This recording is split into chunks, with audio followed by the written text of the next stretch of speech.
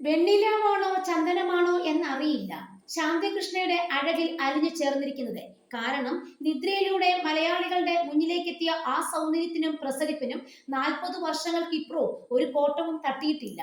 ചകോരം എന്ന സിനിമയിലൂടെ കേരള സർക്കാരിന്റെ മികച്ച നടിക്കുള്ള പുരസ്കാരവും സവിധത്തിലൂടെ മികച്ച രണ്ടാമത്തെ നടിക്കുള്ള പുരസ്കാരവും നേടിയ ശാന്തികൃഷ്ണയുടെ അഭിനയ മികവിന്റെ ആരാധകരാണ് ഇന്നും മലയാളികൾ.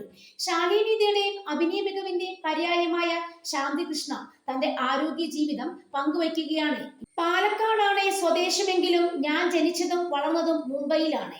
6 വയസ്സ് മുതൽ തന്നെ ശാസ്ത്രീയ നൃത്തം പഠിക്കാൻ തുടങ്ങി. വളരുന്ന പ്രായത്തിൽ, പ്രത്യേകിച്ച് ടീനേജ് പ്രായത്തിൽ ആരോഗ്യം കാത്തു സൂക്ഷിക്കാനും ആക്റ്റീവായി ഇരിക്കാനും നൃത്തം എന്നെ ഒരുപാട് സഹായിച്ചിട്ടുണ്ട്. ശരീരത്തിനും മനസ്സിനും തെളിച്ചം ലഭിക്കാനുമെല്ലാം നൃത്തം നല്ലതാണ്. 2-3 വർഷമായി വീട്ടിൽ പോലും നൃത്തം പരിശീലിക്കാൻ സാധിക്കുന്നില്ല. നൃത്തം ചെയ്യുമ്പോൾ നമ്മുടെ ശരീരത്തിന് ലഭിക്കുന്ന ഒരു ബലമുണ്ട്, അതെനിക്ക് ഇന്ന് മിസ് ചെയ്യുന്നു.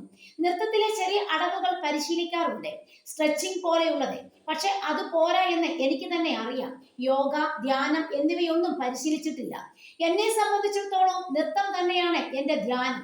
കാരണം നൃത്തം ചെയ്യുമ്പോൾ നമ്മൾ മറ്റൊരു ലോകത്താണ്. എല്ലാം മറന്ന് നൃത്തത്തിൽ മാത്രം ലയിച്ച് സിനിമയിൽ വന്ന ശേഷവും നൃത്തം ജീവിതത്തിന്റെ ഭാഗം തന്നെയായിരുന്നു. ഞാൻ വെജിറ്റേറിയൻ ആണ്. കുട്ടിയായിരിക്കുമ്പോൾ തന്നെ കഴിക്കുന്ന ഭക്ഷണത്തിന്റെ അളവ് വളരെ കുറവായിരുന്നു. അതിനാലാവാം നന്നേ മെലിഞ്ഞ കുട്ടിയായിരുന്നു. ടീനേജ് ആയപ്പോഴാണ് നന്നായി ഭക്ഷണം കഴിക്കാൻ തുടങ്ങിയത്.